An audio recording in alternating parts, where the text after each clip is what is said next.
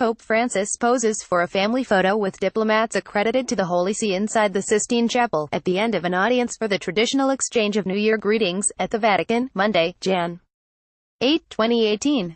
Andrew Medicchini, Pool Associated Press. Vatican City. Pope Francis urged concerted international efforts Monday to rebuild trust on the Korean Peninsula and in Syria, using his annual foreign policy address to demand that political leaders put the dignity of their people before war, profit or power. In a wide-ranging speech to ambassadors from some 185 nations, Francis reaffirmed the need to respect the status quo of Jerusalem and refrain from any initiative that exacerbates hostilities. Francis didn't cite the United States by name, but many elements of his speech could have been read as an implicit appeal to the Trump administration. He called for governments to provide universal health care for all, demanded they respect commitments made in Paris in 2015 to curb global warming, urged them to better integrate migrants and to participate in a serene and wide-ranging debate on nuclear disarmament. Speaking on the 100th anniversary of U.S.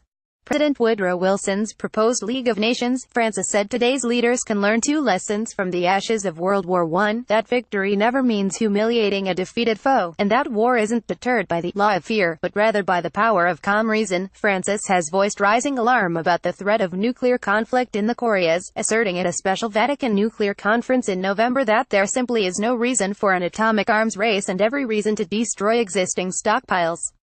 On Monday, he listed the threat of nuclear war on the Korean Peninsula at the top of his rundown of global hotspots. He said it was of paramount importance to support every effort at dialogue in order to find new ways of overcoming the current disputes, increasing mutual trust and ensuring a peaceful future for the Korean people and the entire world. He also called for confidence-building measures in Syria and for the international community to facilitate the return of all refugees, particularly Christians who have fled communities that have had a Christian presence since the time of Christ. He didn't refer to the U.S. decision to move its embassy to Jerusalem, but he cited recent tensions in the Holy Land and renewing what he called the Vatican's pressing appeal that every initiative be carefully weighed so as to avoid exacerbating hostilities.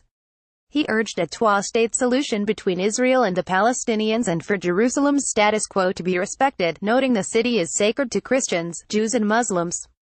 Francis's sole mention of his native Latin America was over the deteriorating humanitarian situation in Venezuela, where the Holy See had tried, but failed, to facilitate talks between the government and the opposition.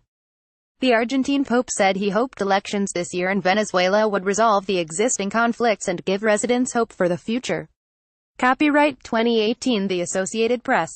All rights reserved. This material may not be published, broadcast, rewritten or redistributed.